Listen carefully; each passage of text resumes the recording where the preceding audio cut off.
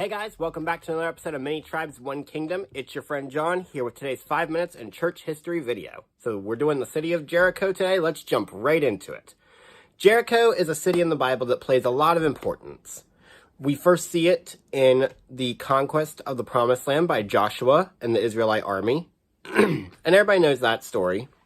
Everybody knows how Joshua and the Israelites marched around the city of Jericho for 6 days, and on the 7th day they marched around it 7 times, and the walls fell down, and they took the city.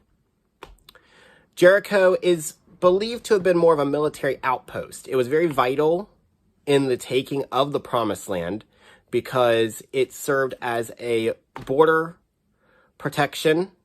So it was a fortress on the border that protected the Promised Land, so that was one of the reasons why they took it. It also controlled many of the trade routes.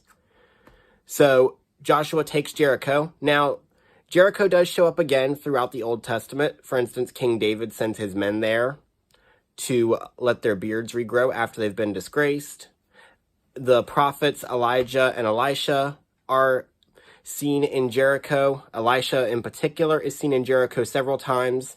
And then in the last instance we really see it is that Jericho is where King Zedekiah was captured. So if you know who King Zedekiah was, he was an individual he was king of Judah when the Babylonians conquered it. He fled from Jerusalem and he was captured at the city of Jericho. In the New Testament, Jericho also plays an important role. It is the city in which Jesus comes across Zacchaeus. And everybody knows the story of Zacchaeus, the short tax collector who climbs a tree so he can see Jesus. And then, Jesus comes and, spends time with Zacchaeus. Zacchaeus repents and his soul is saved. So this is an important city. Jericho, of course, is very well known, but it's interesting to talk about. We see it, again, it's about 17 miles south of Jerusalem. Now, interestingly, there are actually 2 Jerichos. So there's one in the Old Testament and there's one in the New Testament. The one in the New Testament was actually built by Herod the Great, who was the king who ordered the murder of a bunch of children. So maybe we shouldn't call him Herod the Great. And Herod actually had a secondary palace that he kept at Jericho, and that's actually where he died in 4 BC. So the Herod who tried to kill Jesus died at Jericho. So there's an interesting fact for you about the city.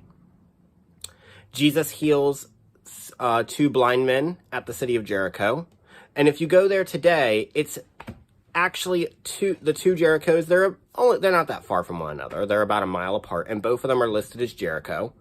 So there was the Old Testament Jericho, more of a military outpost instead of a city proper.